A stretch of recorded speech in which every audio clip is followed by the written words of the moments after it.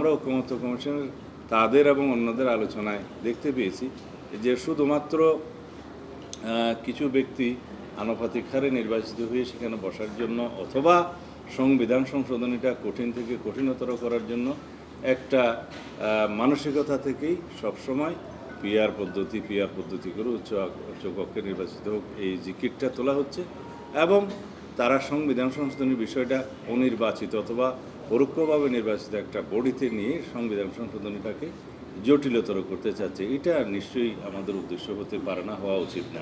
আমরা জাতীয় ঐকমত্য কমিশন কর্তৃক জুলাই জাতীয় সনদ 2025 নামে যে খসড়াটা আমাদের কাছে প্রেরণ করা হয়েছে সেখানে কিছু শব্দগত বাক্যগত কিছু অসামঞ্জস্য ছিল, তেমন গুরুতর কিছু নয়।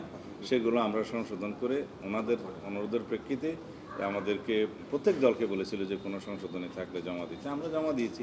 এবং সেখানে প্রস্তাব আছে যে 2 বছরের মধ্যে জাতীয় সংসদ গঠনের পরে সরকার গঠনের 2 বছরের মধ্যে এই অঙ্গীকার এবং প্রতিশ্রুতি বাস্তবায়ন করার জন্য তারা যে প্রস্তাব দিয়েছে আমরা সম্পূর্ণ একমত।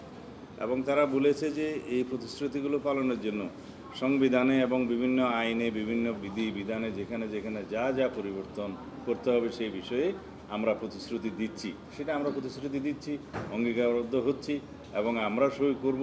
এখানে মাননীয় প্রধান উপদেষ্টা সভাপতি হিসেবে জাতীয় ঐকমত্য কমিশনের সই করবেন, অন্যান্য এই কমিশনের সদস্যগণ সই করবেন, যারা যারা ঐকমত্যে আসছে সমস্ত রাজনৈতিক দলগুলো সই করবেন।